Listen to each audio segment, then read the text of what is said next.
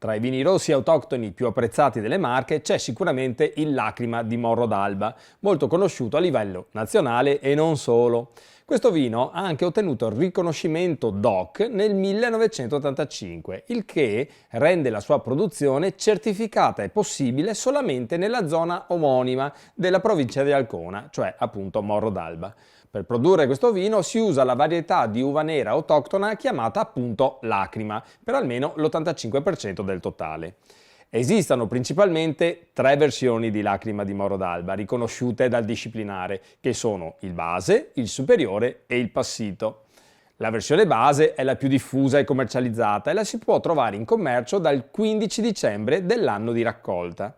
La superiore invece è più ricercata e costosa, è una gradazione minima di 12 gradi. Si ottiene con una particolare gestione della vigna, con una lavorazione accurata dei grappoli e l'affinamento in bottiglia che prevede la messa in vendita non prima del 1 settembre dell'anno successivo alla raccolta. Il passito invece ha gradazione minima di 15 gradi e le uve dovranno seguire un percorso di appassimento su graticci che potrà durare fino al 1 marzo dell'anno successivo alla raccolta per poi essere lasciato in bottiglia fino al 1 dicembre dello stesso anno.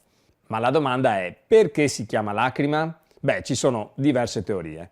Una dice che gli abitanti della zona erano soliti chiamare così questa specie di uva, perché quando spremevano gli acini il succo usciva a piccole gocce, proprio come se fossero lacrime. Un'altra teoria dice che l'origine del nome deriverebbe dal fatto che l'acino, avendo proprio una buccia particolarmente sottile, quando è maturo si spacca, trasudando un po' le goccioline di succo che sembrano lacrime. Secondo altri invece il nome è legato alla forma allungata del chicco, oppure a una lontana parentela con l'uva lacrima spagnola.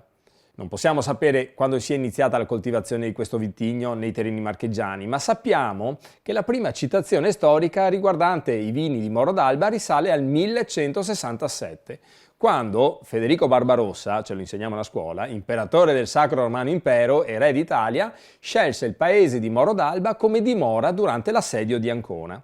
In quel periodo i paesani furono un po' costretti a cedere all'imperatore le prelibatezze del posto, tra cui appunto il famoso vino di Lacrima.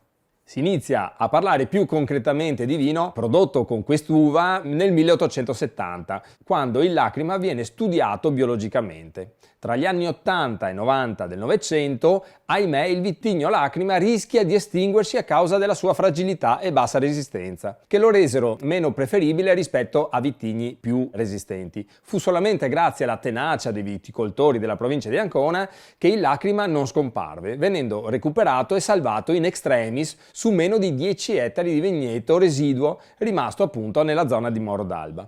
Successivamente questa varietà riprese terreno grazie a nuove colture e oggi, per ettari e quantità d'uva, è la terza produzione rossa delle Marche. Inoltre adesso il vino viene prodotto con un Lacrima al 100%, mentre in precedenza questo vitigno era usato per migliorare altre uve rosse. Originariamente la zona di produzione del vino Lacrima di Morro d'Alba comprendeva solo il comune di Morro d'Alba. Oggi invece le zone sono state estese a altri comuni limitrofi. Nel 1993 nasce il consorzio di tutela del Lacrima di Morro d'Alba, i cui soci sono i produttori e imbottigliatori, che sono generalmente realtà piccolo-medie. Questa importante associazione si occupa della produzione e del controllo del vitigno e dei suoi frutti e del suo vino e che comprende le attività di tutela, valorizzazione, promozione e commercializzazione.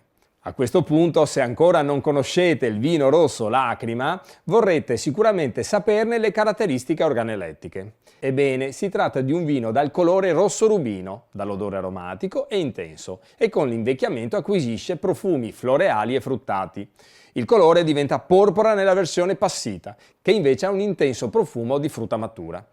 Nelle versioni giovani, la nota al naso che più vi colpirà è sicuramente la rosa, ma ovviamente le varie tipologie di lavorazioni offrono bouquet molto vari. Il sapore è unico, gradevole, leggermente tannico ma delicato, con una struttura corposa e buona quantità di polifenoli. Nel passito il sapore è evidentemente più vellutato e dolce. Inoltre, caratteristiche come sapore e odore mutano in base all'invecchiamento, in quanto il Lacrima viene consumato sia come novello, nel periodo autunnale, che in quello tardo estivo, con un anno o più di riposo. Per quanto riguarda gli abbinamenti, il Lacrima di Moro d'Alba in versione base o superiore si sposa perfettamente con le specialità marchigiane, come i salumi di produzione autoctona. Un ottimo abbinamento è anche con i primi piatti con sughi a base di carne rossa o bianca. Magari non ve lo aspettereste, ma anche i primi piatti e antipasti a base di pesce sono ideali per essere accompagnati da una buona bottiglia di Lacrima. La versione passito invece è perfetta per dolci, formaggi stagionati, cioccolato e biscotti. Oggi il Lacrima di Moro d'Alba è uno dei più importanti e ricercati vini rossi delle Marche e l'omonima cultivar è salvaguardata come parte irrinunciabile del patrimonio vitivinicolo italiano.